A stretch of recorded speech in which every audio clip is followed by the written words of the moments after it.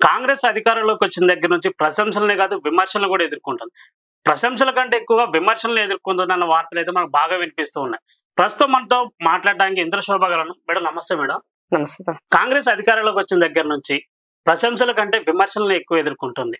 అంటే ప్రతిపక్షాల నుంచి కానీ ఇటు జనాల నుంచి కానీ అరే సరైన స్థాయిలో అంటే అధికారంలోకి వచ్చినాక మేము అవి చేస్తాం ఇవి చేస్తాం అని కొండకు నాగలేసారే కానీ ఇంతవరకు ఏది చేసింది లేదని మాటలు వినపడుతున్నాయి కదా, దాని మీద మీరేమంటారు? రాజకీయ అధికార పదవులు కోల్పోయిన వాళ్ళు మాత్రమే విమర్శలు చేస్తున్నారు. ప్రజలు సంతోషంగా ఉన్నారు. రేవంత్ రెడ్డి అన్న కాంగ్రెస్ పార్టీ అన్న ఒక నమ్మకం ఉంది, ఒక డెమోక్రటిక్ గా ఉంటుంది. ఇచ్చిన మాట 2 రోజులు లేట్ అయినా సరే నిలబెట్టుకుంటుందన్న నమ్మకము ప్రజల్లో ఉంది. సో ఆ ప్రజల యొక్క నమ్మకాన్ని ఇవాళ పార్టీ 100% ప్రభుత్వ పరంగా కానీ పార్టీ పరంగా కానీ ఆ నమ్మకాన్ని ఉంచడం కోసము రేవంత్ రెడ్డి గారు రోజుకి 24 గంటలు అయితే 18 గంటల నుంచి 20 గంటలు పనిచేస్తున్నారు.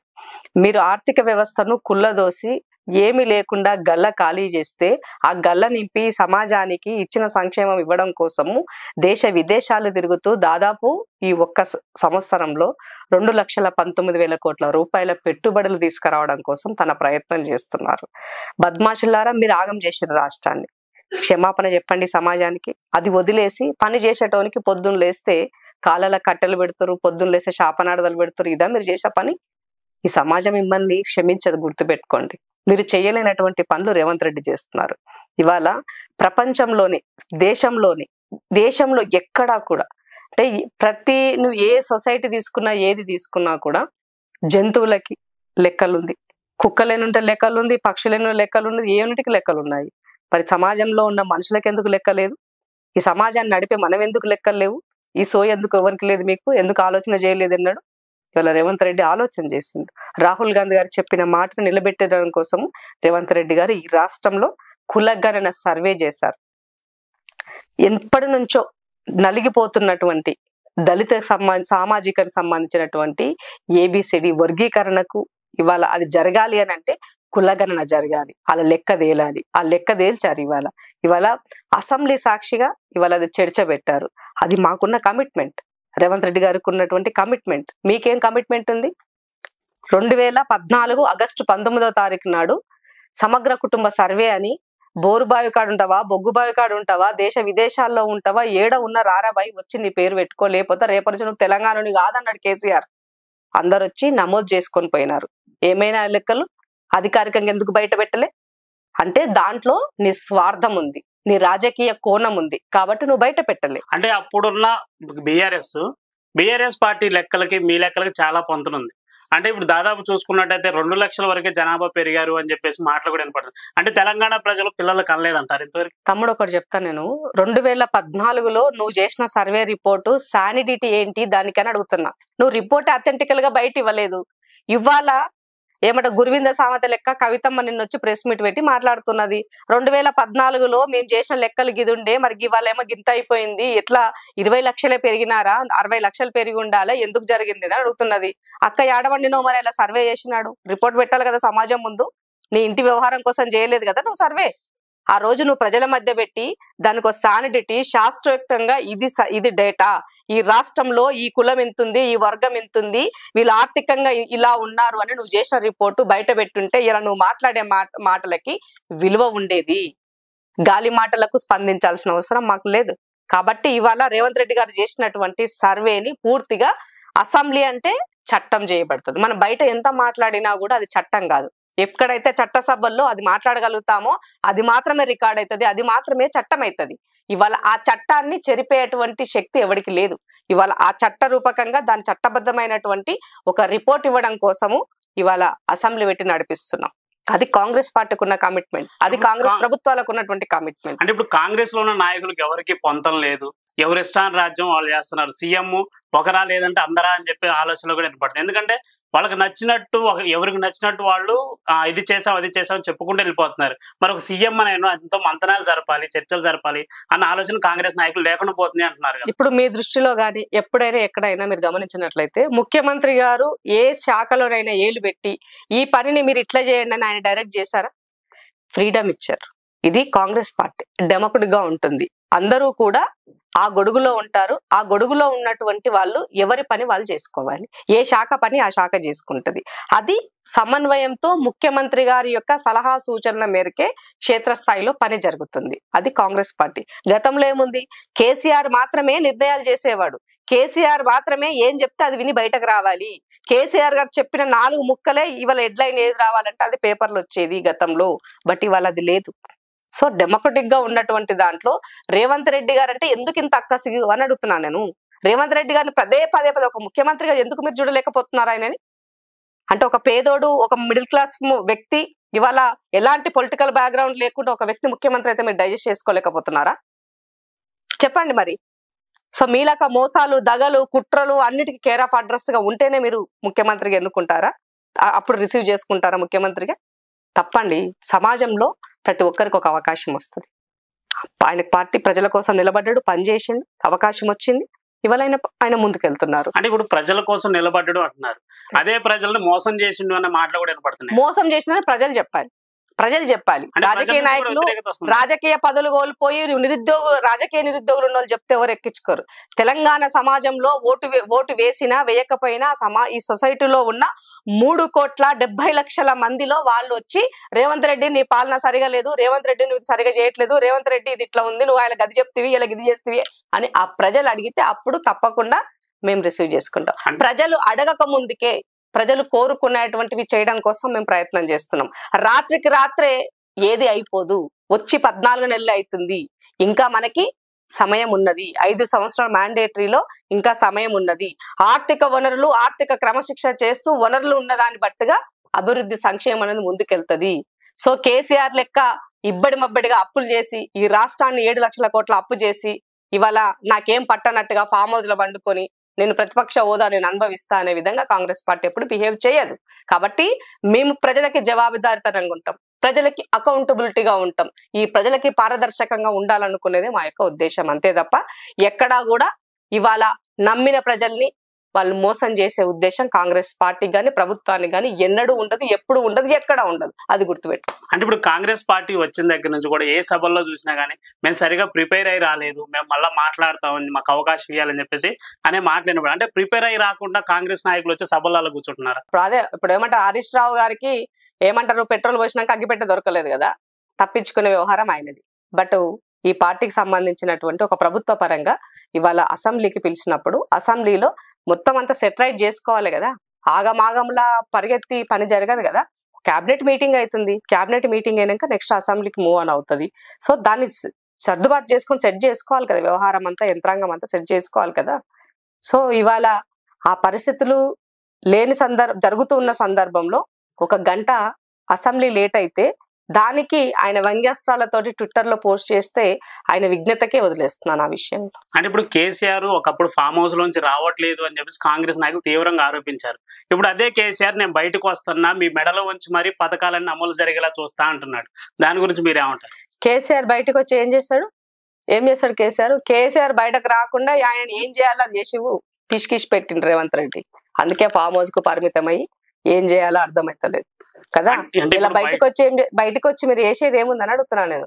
పులి అగో పులి అని చెప్పినారు. ఏమైంది? పులి కదా, నువ్వు కూడా గద్దే. నల్గొండలో మీటింగ్ పెట్టినావు. మీటింగ్ పెట్టి ఆ రోజు రేవంత్ రెడ్డి గారు తన టీం అందరితో కలిపి కాళేశ్వరం వెళ్ళారు.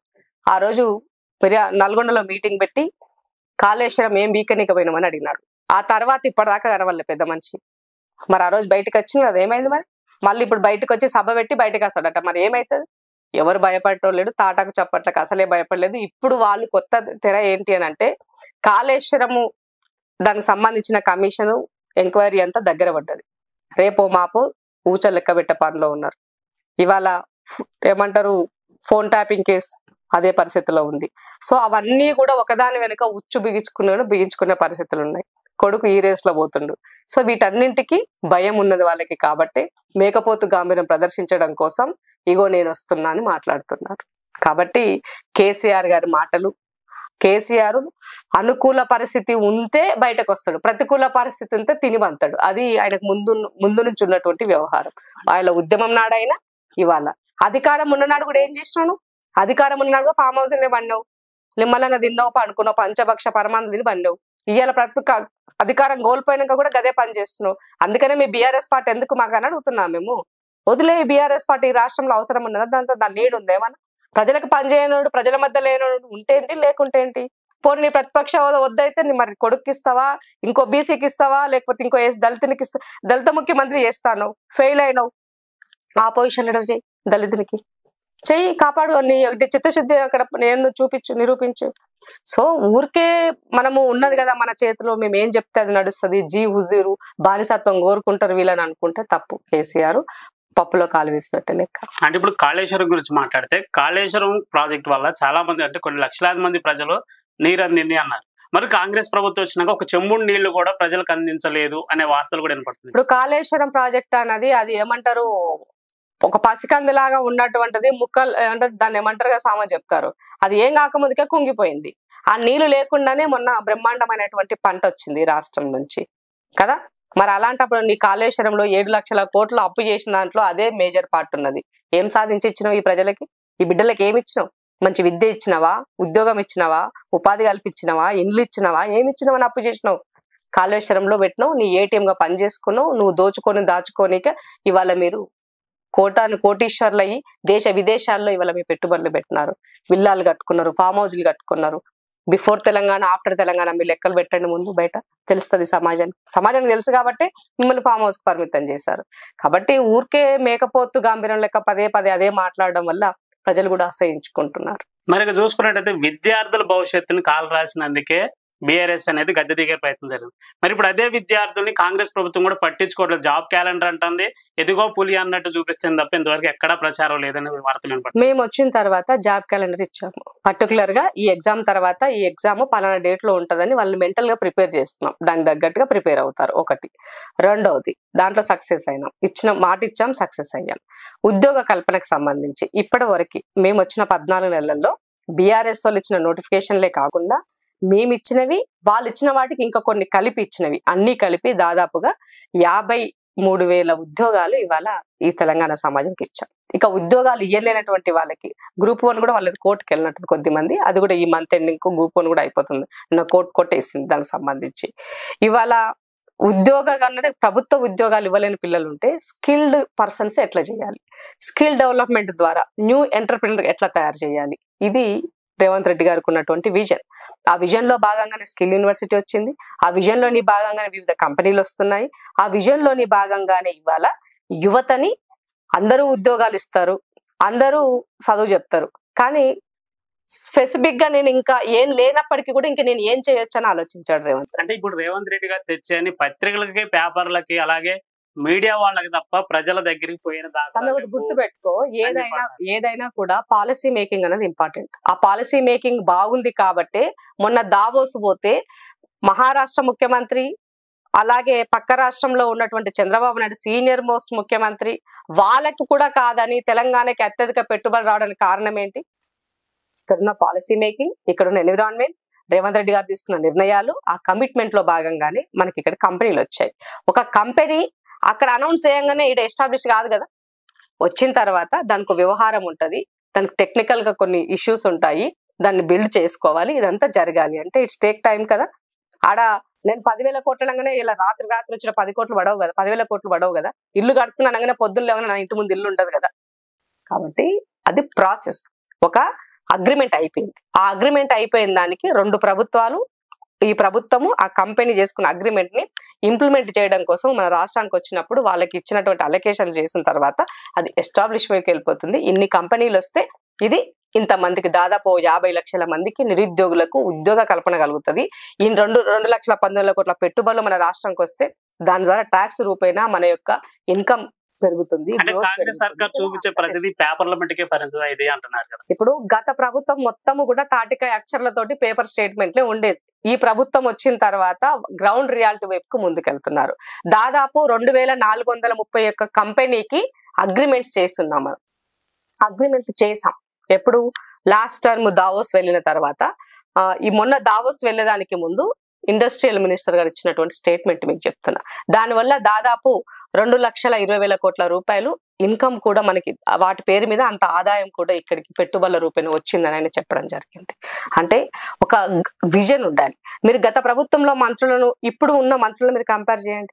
ఇప్పుడున్న మంత్రులు ప్రతి ఒక్కరూ కూడా ఒక విజనరీగా, ఎక్స్పీరియన్స్ పర్సన్ గా, కొంత కమిట్మెంట్ గా, ఒక ఇంటెలెక్చువల్ గా ఉన్నటువంటి వాళ్ళు ఇవాళ ముఖ్యమంత్రితో పాటు అంత మంత్రివర్గంలో ఉన్నారు. గత ప్రభుత్వంలో ఎవరున్నారు చెప్పండి మీరు? గత ప్రభుత్వంలో ఉన్న వాళ్ళు ఎవరన్నా ఒక గీ యొక్క మంత్రి పేరు చెప్తే బ్రహ్మాండంగా ఉందని చెప్పిన మంత్రి పేరు చెప్పండి మీరు. వాళ్ళ పేర్లు కూడా గుర్తులేవు ఇప్పుడు చెప్పాలనుకుంటే ఒక రకంగా. సో అంత ఆ పరిస్థితుల్లో మీ యొక్క పాలన ఉన్నది. ఇవాళ మా కాంగ్రెస్ పార్టీ అని అంటే ఒక నేషనల్ పార్టీగా ఒక డెమోక్రటిక్ వేలో ఉండాలనుకుంటది కాబట్టి ఒకరితో చెప్పించుకునే దానికన్నా ముందు తనే ఏం చేయాలనేది పాలసీ మేకింగ్ చేసి ఇస్తుంది. That is Congress party. Congress వచ్చిన దగ్గర నుంచి ప్రజలను అభివృద్ధి చేస్తాం, అది చేస్తాం, ఇది చేస్తాం అని చెప్పి గందరగోళంలో పడేసి మూసి అనేది ఒకటి కొలమానంగా చూపించి ప్రజలను ఆ మూసీలో ముంచుతున్నారనే వార్తలు కూడా వినపడుతున్నాయి కదా. తమ ఇప్పుడు మూసి అనేది ఒకప్పుడు ఇదే మూసి నీళ్లు హైదరాబాద్ ప్రజలు తాగేవాళ్ళు. ఇవాళ అది తాగే పరిస్థితి లేదు. కంప్లీట్ గా మురికి నీళ్లు, ఇండస్ట్రియల్ వాటర్ వచ్చే పరిస్థితి ఉన్నది. వాటితో ఎన్విరాన్మెంట్ పొల్యూట్ అవుతున్నది. ఆ మూసి కింద కూరగాయలు పండిస్తే ఆ కూరగాయలు కూడా తినలేని పరిస్థితిలో ఉన్నాం మనం ఇవాళ. అవి పండించొద్దు, అవి తినొద్దు అని చెప్తున్నాము. సో అంటే వాటిని ఇవాళ ప్రక్షాళన చేయాలని, భావితరాలకు ఒక మంచి ఇవ్వాలి అని ఆలోచించడం తప్పు కాదు కదా. సో దానికోసం ముఖ్యమంత్రి గారికి ఒక విజన్ ఉంది. ఆ విజన్ లో భాగంగానే ఒక స్ట్రక్చర్ డెవలప్ చేసి మూవ్ ఆన్ చేస్తున్నారు. దానికి కేంద్రం నుంచి సహకారం అడిగాం. మాకు 14,000 కోట్లు కావాలి మూసి డెవలప్మెంట్, దానికోసం మీరు ఇవ్వండి అన్నాం. ఏమని ఇచ్చారా? మొన్న మొండి చేయి చూపించారు వాళ్ళు. సో కాబట్టి మాట్లాడే బీజేపీకి ఆ నైతిక హక్కు లేదు, వాటి గురించి ప్రశ్నించే రైట్ లేదు, నాగం పట్టించిన బీఆర్ఎస్ కూడా రైట్ లేదు. బట్ రేవంత్ రెడ్డి గారికి ఈ హైదరాబాద్ ని ఒక విజనంతో ముందుకెళ్లాలని ఒక ఆలోచనతో ఉన్నాడు. భావి తరాలకి ఒక మంచి పొల్యూషన్ లేనటువంటి ఒక ఎన్విరాన్మెంట్ క్రియేట్ చేసే ఒక హైదరాబాద్ ని ఇవ్వాలి. ఈ హైదరాబాద్ అనేది ప్రపంచంలోనే ఒక బెస్ట్ సిటీగా ఉండాలని కోరుకుంటున్నాడు ఆయన. సో కాబట్టి ఇది హైదరాబాద్ అనేది ఒక హబ్. అన్నింటికి నువ్వు ఏది తీసుకున్నా కూడా ఇది ఒక హబ్ గా మనము ఇవాళ దాన్ని చెప్పడానికి మనం సంతోషపడాల్సిన పరిస్థితి ఏర్పడుతుంది. ఎందుకంటే గ్లోబలైజేషన్ లో హైదరాబాద్ కున్న పేరు ఏ సిటీకి లేదు. కాబట్టి దీన్ని కాపాడాలంటే ఫస్ట్ మనం కాపాడాల్సింది దాని యొక్క ఎన్విరాన్మెంట్ కాపాడేది. సో పక్క రాష్ట్రంలో ఉన్నటువంటి కర్ణాటక ఉంది. కర్ణాటకలో మన వరదలు వచ్చి ఏమైందో మనం చూసాం కదా. సో ఇవాళ ఆ పరిస్థితి వల్ల మనకి రాకుండా ఉండాలంటే ఏం చేయాలి? ముందస్తుగా మన పని మనం చేయాలి. ప్రకృతిని నువ్వు ఎంత విధ్వంసం చేస్తే ఆ ప్రకృతి ఒక రోజు కన్నెర్ర చేస్తే నువ్వు ఎక్కడుంటావు? కనుమరుగైతావు. కాబట్టి అలాంటి జరగకుండా ఉండాలంటే పాలకునిగా నేను చేయాల్సిన పని ఏంటి? దానిని శుద్ధి చేయాల్సిన అవసరం ఉంది, ప్రక్షాళన చేయాల్సిన అవసరం ఉంది అని చెప్పారు. దాన్ని కూడా రాజకీయ కోణంలో రాజకీయం చేస్తూ ఒక మూసీకే 1,00,000 కోట్లు కావాలంట రేవంత్ రెడ్డికి, ఇది ఏటీఎం కాబోతుందని ప్రచారం చేశారు. రేవంత్ రెడ్డి గారు చెప్పింది ఏంటి? 5 సంవత్సరాల కాలంలో హైదరాబాద్ డెవలప్మెంట్ కు, మూసీ డెవలప్మెంట్ కోసము దాదాపు 5 లక్షల రూపాయలు ఖర్చు అవుతుందని చెప్పారు. డిపిఆర్ఏ లేదు, దాని డీటెయిల్సే లేవు, ఏది లేకుండానే ఉత్తగానే దాని ప్రచారంలోకి ఒక ముఖ్యమంత్రిగా ఆయన మాట్లాడుతున్నప్పుడు ఆయన విజన్ ఒకటి చెప్పారు. మనము ఎస్టిమేట్ చేసుకుంటాం కదా, అయిన బట్టి దాని పూర్వపరాలను బట్టి మనం మూవ్ ఆన్ చేస్తాం. ఉత్తగానే గాయి చేసి రేవంత్ రెడ్డి గారిని బద్నాం చేయాలా, రేవంత్ రెడ్డి గారి క్యారెక్టర్ ని అసెసిన్ చేయాలా, ఇది తప్ప వాళ్ళకి వేరేది ఇంకేం పని లేదు పొద్దున్న. అంటే మూసీ ప్రక్షాళన అని చెప్పేసి పిల్ల కాలంలో సందర్శించి వచ్చారు కాంగ్రెస్ సర్కారు వారు అంటున్నారు కదా. ఇప్పుడు పిల్ల కాలం సందర్శించిరా, పెద్ద కాలం మీరు గతంలో చైనా పోయినారు, జపాన్ పోయినారు, ఇంకెక్కడ తిరిగేసి వచ్చినారు. మరి అప్పుడు ఏం చేసి వచ్చారు? మీరు ఏం చేసి వచ్చారు? వచ్చి ఏం చేసినారు? కుంటుకురం పళ్ళు దొమ్మినారా? ఏం డెవలప్మెంట్ చేస్తున్నారో చూపియండి. ఇక్కడ ఏం చేయలేదు కదా. మీ ఖర్చులకు, మీ విలాసవంతమైన జీవితాలకు సరిపోయింది. చాలా సార్లు కేటీఆర్ ఐటీ మంత్రిగా విదేశాలు తిరిగినాడు. ఆయన ఐటీ కంపెనీలు ఏం లేవు, కానీ ఆయన ఎక్స్పెన్సివ్ పెరిగింది ఇక్కడ. కాబట్టి నువ్వు ఒక విజన్, ఒక పని చేయాలని నువ్వు పోయేసి వచ్చినావు. ఎదుటోడు వచ్చిన తర్వాత వాళ్ళు కూడా ఒక పని చేయాలనుకుని వెళ్తున్నారు. ఎవరు టైం పాస్ చేయాలని, ప్రజాసొమ్ము దుర్వినియోగం చేయాలని ఎవరు కోరుకోరు, ఎవరు అలా వెళ్ళాలని కూడా అనుకోరు. ఎందుకంటే రేపు ప్రజలకు ప్రతిదీ కూడా ట్రాన్స్పరెంట్ ఇవ్వాలి. రేపు సమాజంలో ఒకప్పుడు ఏదో పేపర్లు ఇస్తేనో ఏదో మీడియా చెప్తానో తెలిసేది, ఇలా సోషల్ మీడియా యాక్టివ్ గా ఉంది. చీమ చిట్టుకుమన్నా ఏమన్నా సమాజం తెలిసే పరిస్థితిలో ఉన్నాం మనం. కాబట్టి మీరు పదే ఒక అబద్ధాన్ని 10 సార్లు చెప్తే నిజమవుతుంది అనుకుంటే అది పప్పుల కాలేసినట్టే. అంటే అబద్ధం అనేసరికి కాంగ్రెస్ ప్రభుత్వం అబద్ధాల మీదే వాళ్ళ కంచుకోటం నిర్మించుకుంది అంటున్నారు ప్రజలు. గూగుల్లో సెర్చ్ చేయండి, అబద్ధాల కేర్ ఆఫ్ అడ్రస్ ఎవరంటే కల్వకుంట్లని వస్తుంది. మీరు సెర్చ్ చేయండి, నరేంద్ర మోదీ పేరు, కేసీఆర్ పేరు వస్తుంది. కాబట్టి పదే అబద్ధాలు చెప్పి మీ కడుపు అంతా అదైపోయి లాస్ట్ ఫామ్ హౌస్ పరిమితమైనారు. సో అలా కాంగ్రెస్ పార్టీ అబద్ధం చెప్పాల్సిన అవసరం లేదు, ఉన్నది ఉన్నట్టుగానే చెప్తాడు రేవంత్ రెడ్డి. ఆయన అస్సలు మొహమాట పడాడు. ఇదే ఉంది, నేను ఇదే చేస్తాను, ఇది అవుతుంది అనుకున్నా, కాలేదు, ఇది అవుతుంది అనుకున్నా. ఫర్ ఎగ్జాంపుల్ మీకు రుణం, ఇప్పుడు రైతు భరోసా ఉంది, మేము 7,000 ఇస్తామన్నాం ఎకరాకి. ఇవాళ ఉన్నటువంటి ఆర్థిక పరిస్థితి దృష్ట్యా ఇవాళ మనము 7,000 ఇచ్చే సిచ్యువేషన్ లేదు. సో మనం 6,000, 1,000 రూపాయలు తగ్గించి 6,000 రూపాయలు రైతు భరోసా కింద ఇస్తాం. ఇప్పుడు మాటల గారడీ చేసిన కాంగ్రెస్, మాటల గారడిగా తను ఆ రోజు ఉన్నటువంటి పరిస్థితిలో మనం రైతుకు 7,000 ఇవ్వచ్చు అని అనుకున్నాం. కానీ మనం వచ్చిన తర్వాత చూస్తే యాక్చువల్ రియాలిటీ గ్రౌండ్ రిపోర్ట్ కనుక మనం గమనించినట్లయితే ఎకానమీ సిచ్యువేషన్ లో సో మనం అంతా ఇచ్చే పరిస్థితి అక్కడ కనబడినప్పుడు రైతన్నకి సర్ది చెప్తున్నాం, రైతన్న నువ్వు 6,000 ఎకరానికి 6,000 తీసుకోండి ఈ టర్మ్ కి. నెక్స్ట్ ఇంకా టర్మ్ ఉంది కదా, అయిపోలేదు కదా మనం చెప్పినటువంటి దాంట్లో. కొంచెం ఎకనామికల్ మన గ్రోత్ అయితే తిరిగి మీకే ఇస్తాం. అది దాంట్లో మాకేం బేషజాలు లేవు కదా. సో దీంట్లో భాగంగా ఏంటి, ఇవాళ అందరికి ఇస్తున్నారు. ఎన్ని ఎకరాలు ఉన్నా కూడా రైతు భరోసా ఇస్తున్నారు. రాళ్ళు రప్పలు వెంచర్స్ కి తప్ప మిగతా వాళ్ళందరికీ కూడా ఇవాళ అంటే ఓ రియల్ ఎస్టేట్ వెంచర్స్ చేసినటువంటి వాళ్ళకి, అలా ఉన్నటువంటి వాళ్ళకి తప్ప మిగతా వాళ్ళందరికీ కూడా రైతు భరోసా పైసలు మొన్న పడ్డాయి. కాబట్టి మిగతా కంటిన్యూటీ ప్రాసెస్ డెవలప్మెంట్ అనేది. అంటే ప్రజలు కూడా అర్థం చేసుకోవడానికి సిద్ధంగా ఉన్నారు, కానీ ప్రతిపక్షంలో ఉండి గాయ చేసే వాళ్ళు సిద్ధంగా లేరు. అంటే కాంగ్రెస్ రావాలి, మార్పు వస్తుంది అని చెప్పేసి ప్రజలు. మార్పు వచ్చింది కదా తమ్మి. మార్పు అంటే ఏంటి, నువ్వు నేను కూర్చొని మాట్లాడుకుంటున్నాం, నువ్వు నేను ఇవాళ ఫోన్ లో మాట్లాడుకోగలుగుతున్నాం. గతంలో ఉండిందా? లేదు కదా.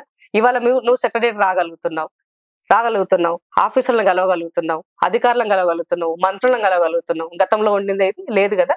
ఇవాళ సంక్షేమం అనేది ఆడబిడ్డలు ఇవాళ బస్సులో ఫ్రీగా జర్నీ చేస్తున్నారు. అంటే కొట్లాడుకోవడానికి సంబంధించి అది కొద్ది మంది వాంటెడ్లీ క్రియేట్ చేసిందని మనం తప్పు, దానిని మనము సీరియస్ గా తీసుకోవాల్సిన అవసరం లేదు. ఎందుకనంటే ఇక్కడ కొన్ని నిజాలు జరుగుతాయి. అంత మాత్రాన ఈ స్కీమ్ మొత్తము బేకార్ స్కీమ్ అని చెప్పడానికి లేదు కదా.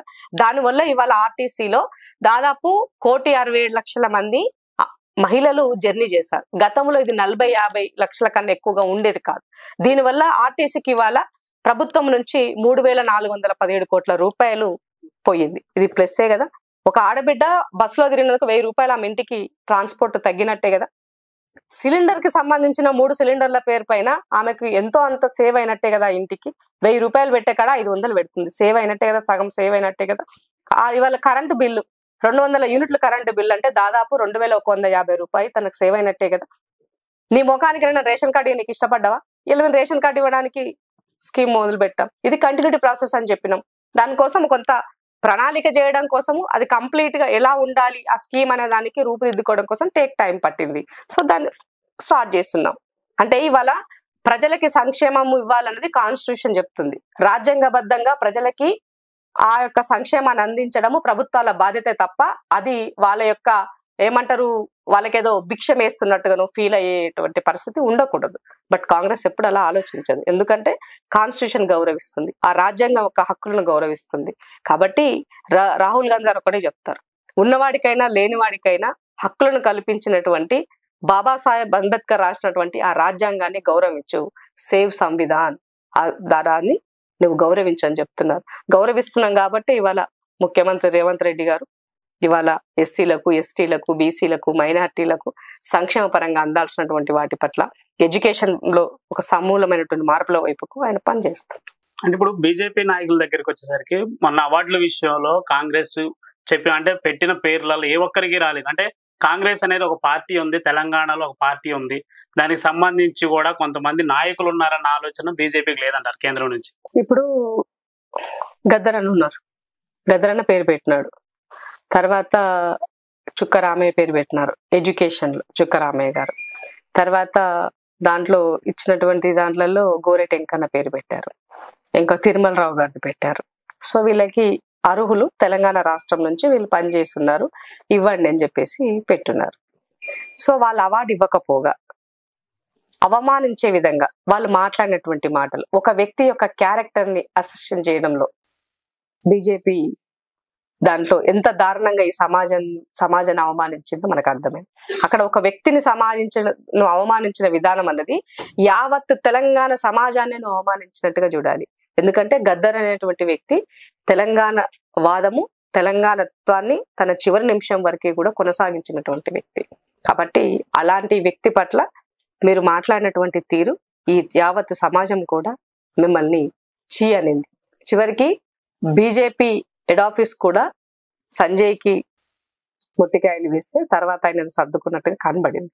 బట్ ఏదైనప్పటికీ కూడా ప్రభుత్వాలు అవార్డు ఇచ్చినప్పుడు వాళ్ళకు ఉన్నటువంటి వాళ్ళు చేసినటువంటి ప్రతిభను బట్టి నువ్వు ఇచ్చిన అవార్డు ద్వారా వాళ్ళు ఇంకా కొంచెం దాన్ని ఇంకో భావితరాలకి ఎందుకు ఇచ్చారని చెప్పుకోవడం కోసం వాళ్ళు చేసిన ఇంకొకరికి స్ఫూర్తిగా అవి నిలబడతాయి తప్ప ఒక మీ పార్టీ ఎజెండాను మోస్తేనో మీ పార్టీ జెండాను మోస్తేనో అవార్డులు ఇస్తామనంటే మరి అది భారతీయ జనతా పార్టీ అది ఇండియన్ గవర్నమెంటా లేకపోతే భారతీయ జనతా పార్టీ అనేది వాళ్ళు గమనించుకోవాల్సిన అవసరం అయితే ఉంది. కాబట్టి ఆ విషయంలో ఏది ఏమైనప్పటికీ కూడా భారతీయ జనతా పార్టీ సింపుల్ గా ఒకటే ఎప్పుడు కూడా తన హిందుత్వ ఎజెండా తన లైన్ లో ఉన్నటువంటి వాళ్ళకి ప్రజలన్నా ప్రజల సంక్షేమం అన్నా ప్రజల అభివృద్ధి అన్నా వాళ్ళకి పట్టదు. ఎంతసేపు ప్రతిదీ కూడా రాజకీయ కోణంలోనే వాళ్ళు ఆలోచించి చేస్తారు. అంతెందుకు తమ డెవలప్మెంట్ కి సంబంధించి ఈ రాష్ట్రానికి దాదాపు ఇవాళ 1,23 కోట్లు కావాలని అడిగినాం, మనం బడ్జెట్ లో పెట్టానని అడిగాము. పక్క రాష్ట్రం పక్కనండి బీహార్ లో ఎన్డీఏ భాగస్వామ్యం ఉన్నది కాబట్టి దాన్ని కాపాడుకోవడం కోసం ఆ ఎన్డీఏ యొక్క భాగస్వామ్యాన్ని పటిష్టం చేసుకోవడం కోసము బీహార్ నితీష్ కుమార్ బయటికి పోతే ఎన్డీఏ గవర్నమెంట్ పడిపోయే పరిస్థితి ఉంది కాబట్టి ఆయన మెప్పు కోసము అత్యధిక బడ్జెట్ మీరు అక్కడ పెట్టినారు. మరి మేమేం పాపం చేసాం? మేము ఇక్కడ కూడా నుంచి 8 మంది ఎంపీలను ఇచ్చాం, 2 కేంద్ర మంత్రులను ఇక్కడికి ఇస్తే మరి వాళ్ళు ఏం చేశారు? ఇక్కడ నీ రాష్ట్రాన్ని డెవలప్మెంట్ చేసుకోవాల్సిన బాధ్యత నీకు లేదా? కేంద్రంలో అధికారంలో ఉంటే నువ్వు రాష్ట్రంలో ఉన్నట్టే కదా, partial of the part in the state government కదా, కేంద్ర గవర్నమెంట్. మరి అలాంటప్పుడు మరి మీరు చేసినటువంటిది ఏంటి? కాబట్టి రేవంత్ రెడ్డి గారు గట్టిగానే ఇచ్చారు, మీరు ఏం చేశారు చేయండి అని చెప్పినారు. మీరు ఎందుకు చేయలేకపోతున్నారో చెప్పండి, చేత కాకపోతే నైతిక బాధ్యత వహించి రిజైన్ చేయండి. సో మీరు అడగడానికి మీకు దమ్ము లేకపోతే మాతో కలిసి రండి అని అడిగాడు, తప్పేముంది దాంట్లో కదా? ఇది మన ప్రాంతము, అత్యధిక ట్యాక్స్ తెలంగాణ నుంచి ఇస్తున్నాం, అత్యధికంగా వసూలు చేసి ఇస్తున్నాం ఇక్కడ నుండి, అన్ని రాష్ట్రాల కన్నా ముందే మన రాష్ట్రం ముందు ఇస్తుంది. మరి అలాంటప్పుడు మరి మీరేం చేయాలి? మీ ఆర్థిక సర్వేనే కదా ఇచ్చింది, బాగా చేస్తున్నారని. ఎడ్యుకేషన్ ఇవాళ ఏమంటారు, ఎంప్లాయ్మెంట్ విషయానికి నిరుద్యోగ సమస్యకు సంబంధించి లాస్ట్ ఇయర్ 8.8 ఉంటే ఈ ఇయర్ కి 6.6 అయింది. అంటే నిరుద్యోగ సమస్యలో మనం కొంత అధిగమించినట్టే కదా అక్కడ. మరి ఇది డెవలప్ అవుతున్నదే స్టేటే కదా, మీరు ఇచ్చిన ఎకానమీ సర్వేలో నేను చెప్పేది ముచ్చట. కాబట్టి అబద్ధాలు బాగా అతికేటట్టుగా చెప్పడము భారతీయ జనతా పార్టీకి అలవాటు. కాబట్టి అదే లైన్ లో పదే ఎవ్రీ టైం మాట్లాడితే ఈ సమాజం ఎప్పుడు కూడా మిమ్మల్ని రిసీవ్ చేసుకో. మేడం, కాంగ్రెస్ వచ్చిన దగ్గర నుంచి గురుకులాల్లో చూసుకున్నట్టయితే ఫుడ్ పాయిజన్ విషయాలు, అలాగే చాలా మంది రైతుల ఆత్మహత్యలు జరుగుతున్నా కానీ కాంగ్రెస్ పట్టించుకోకపోగా ఇతర రాష్ట్రాలలో ఎలక్షన్స్ మీద దృష్టి పెడుతుంది తప్ప ప్రజల పాలన అనేది పక్కగా పెట్టింది అనే మాటలు పడుతుంది. బీఆర్ఎస్ హయాంలో 10 సంవత్సరాల్లో రైతు ఆత్మహత్యల్లో ఎన్సీఆర్బి లెక్కల ప్రకారంగా 8,000 మంది ఆత్మహత్య చేసుకున్నారు. రీసెంట్ గా రైతు స్వరాజ్య వేదిక వాళ్ళు కోర్టుకు పోయినారు, అంటే బీఆర్ఎస్ గవర్నమెంట్ లోనే కోర్టుకు పోయినారు. కోర్టు పోయి ఇంతమంది రైతులు ఆత్మహత్య చేసుకున్నారు, ఆ రైతులకి కంపెన్సేషన్ ఇవ్వాలి అని వెళ్తే బీఆర్ఎస్ గవర్నమెంట్ ఎక్కడ పట్టించుకోవాలి. వాళ్ళకి పట్టించుకోకపోతే మొన్న రేవంత్ రెడ్డి గారు 26 జనవరి రోజు ఒక్కొక్కరికి 6 లక్షల్లాగా 10 కోట్ల రూపాయలు 141 మంది రైతులకు వాళ్ళు ఎవరైతే కోర్టుకు వెళ్ళారో ఆ కోర్టుకు వెళ్ళడానికి ఇచ్చిన జడ్జిమెంట్ బేస్ లో చేయడం జరిగింది. అంటే రైతు ఆత్మహత్యలు లేవు, 0 అని చెప్పుకున్నటువంటి వాళ్ళకి ఇది సాక్ష్యం కాదని నేను అడుగుతున్నా. రెండోది, రైతులే కాదు మీరు ఏం చేశారని ఇవాళ మాట్లాడుతున్నారు. మీ హయాంలో మహిళలు, నిరుద్యోగులు నిత్యం ఎక్కడో ఒక దగ్గర ఆత్మహత్యలు, అత్యాచారము, స్కూల్లో పిల్లలు ఫుడ్ పాయిజన్ కి నేనే సాక్ష్యం. చాలా స్కూల్స్ నేను విజిట్ చేశా. మహబూబాబాద్ ఒక స్కూల్ కి వెళ్ళి అక్కడ జరిగినటువంటి ఇన్సిడెంట్ తర్వాత తెల్లారి నేను ప్రగతి భవన్ ముట్టడి కార్యక్రమం పెట్టి ప్రగతి భవన్కి వెళ్తే నన్ను అరెస్ట్ చేశారు.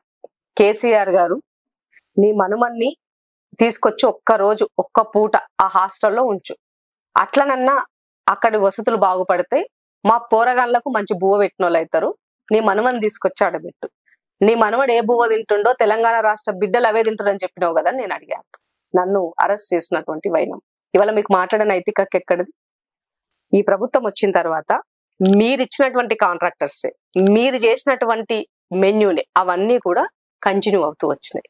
రేవంత్ రెడ్డి గారు వచ్చిన తర్వాత diet charges 200%, food cost, menu cost 40% పెంచి ఎన్హాన్స్ చేసి కొత్త టెండర్లకి ఇవ్వడం జరిగింది. వాళ్ళు అది క్షేత్రస్థాయిలో ఇంప్లిమెంటేషన్ కి రావడానికి టేక్ టైం. అంతకు ముందు జరిగినటువంటి అవన్నీ కూడా మీ హయాంలో మీరిచ్చిన టెండర్లో మీ వాళ్ళకి చేసినటువంటి నాణ్యత లేనటువంటి వాళ్ళ ద్వారా జరిగినటువంటివే తప్ప మా హయాంలో జరిగినటువంటిది కాదు. అది పూర్తిగా నైతిక బాధ్యత వహించాల్సింది మీరే.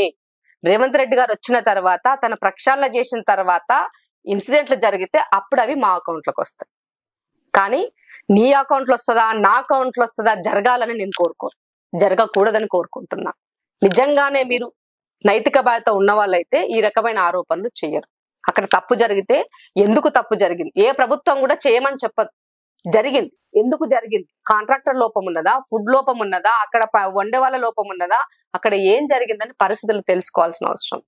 అవి తెలుసుకోకుండానే నేను ప్రతిపక్షంలో ఉన్నా కాబట్టి నరం లేని నాలుక కాబట్టి నేను స్టేట్మెంట్ ఇవ్వాలనుకుంటే మొన్నటిదాకా నువ్వు చేసినవన్నీ కూడా గురువింద సామెత లెక్క యాదకొస్తాయి. అవన్నీ కూడా మళ్ళీ మాలాంటి వాళ్ళం రివైండ్ చేస్తాం. అనడం ఎందుకు, అనిపించుకోవడం ఎందుకు. కాబట్టి ఆర్ఎస్ ప్రవీణ్ గారికి కూడా ఇదే చెప్పాం.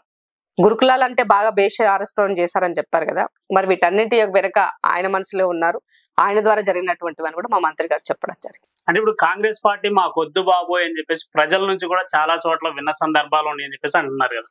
ఎక్కడ లేదు తమ్ముడు.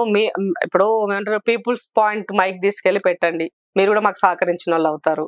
వెళ్ళి ఎక్కడైనా సమస్య ఉంది, ఇలా పలానా దగ్గర ఇలా ఉంది అని చెప్పేసి ప్రభుత్వ దృష్టికి తీసుకురండి. తప్పకుండా ఇష్యూస్ సార్ట్అవుట్ చేయడానికి మేము సిద్ధంగా ఉన్నాం. మీ నుంచి దూరంగా పారిపోవట్లేదు కదా, ఈ సమాజంలోనే ఉన్నాము. పొద్దున్న లేస్తే నిత్యం మీతో మమైకమై ఉంటున్నాము కదా. కాబట్టి గత ప్రభుత్వం లాగా సమస్య నుంచి పారిపోవాలనుకోవట్లే. సమస్య వస్తే సమస్యని పరిష్కరించడం కోసం నిలబడి పనిచేయాలనుకుంటున్నాం. అది మాకున్నటువంటిది. కాబట్టి ప్రజలు ఎవరు కూడా జనరల్ గా కాంగ్రెస్ పార్టీ అంటే హై ఎక్స్పెక్టేషన్స్ ఉంటాయి. కేసీఆర్ అంటే ఆయన యొక్క పాలనలో చాలా హ్యూమిలేట్ అయినటువంటి సమాజం. కాంగ్రెస్ రాగానే అన్ని అయిపోవాలనుకుంటున్నారు. కానీ ఇవ్వడానికి కూడా కొంచెం టైం పడుతుంది. ఏవి కూడా రాత్రికి రాత్రే కావు, కొంచెం టైం టేకెన్ అన్నది మాత్రం చెప్పదలుచుకున్నాను. అందుకనే తెలంగాణ సమాజానికి మీ ద్వారా ఒకటే తెలియజేస్తున్నాను, కొంత సహనం, సమయం ఇవ్వండి. తప్పకుండా ప్రతిదీ కూడా సర్దిద్దుకునే ప్రయత్నం చేద్దాం. గత ప్రభుత్వంలో విధ్వంసమైనటువంటి వ్యవస్థల్ని పునర్నిర్మించుకుంటూ మిమ్మల్ని కూడా ఇవాళ ఈ రాష్ట్రంలో బెటర్ సిటిజన్ గా తీర్చిదిద్దాలన్నది రేవంత్ రెడ్డి గారి యొక్క ఆకాంక్ష, కాంగ్రెస్ పార్టీ యొక్క కమిట్మెంట్ అని చెప్పదలుచు. అక్క మీరన్న విధంగానే కాంగ్రెస్ పార్టీ ప్రజల మధ్యలోకి వెళ్ళాలి. ప్రజలు అంటే అభివృద్ధి ధ్యేయంగా ముందుకు వచ్చిన పార్టీ కాబట్టి ప్రజలను అభివృద్ధి చేసే దిశగా అయితే ఉంటే మాకు మంచిది, ప్రజలకి మంచిది. ఇప్పుడు చూసుకున్నట్టయితే ఇంద్రశోభ గారు కాంగ్రెస్ పార్టీ తరఫున ప్రజల మధ్యకి ఎలా వెళ్ళబోతున్నారు? నిత్యము వాళ్ళ సమస్యలు ఏముంటే ఆ సమస్యల పరిష్కార దిశగా ప్రభుత్వం తీసుకెళ్తున్నాను, వాళ్ళ షార్ట్అవుట్ చేస్తున్నాను. పార్టీ పరంగా ఏ కార్యక్రమం ఇచ్చినా కూడా పార్టిసిపేట్ చేస్తున్నాను. చట్టసభల్లో వెళ్ళాలన్నది నా యొక్క అంబిషన్. సో తప్పకుండా రాబోయే రోజుల్లో రేవంత్ అన్న గొంతుకుగా చట్టసభల్లో ఎమ్మెల్సీగా ఉంటానని అనుకుంటున్నా. తప్పకుండా వై నాట్. ఖచ్చితంగా అక్క, మీరు అనుకున్నది ఖచ్చితంగా ముందుకు రావాలని, అలాగే కాంగ్రెస్ పార్టీ అనేది ప్రజల మధ్యకి వెళ్ళి ప్రజలను అభివృద్ధి దిశగా నడపాలని చెప్పేసి మేము కూడా మనస్ఫూర్తిగా కోరుకున్నాం. Thank you.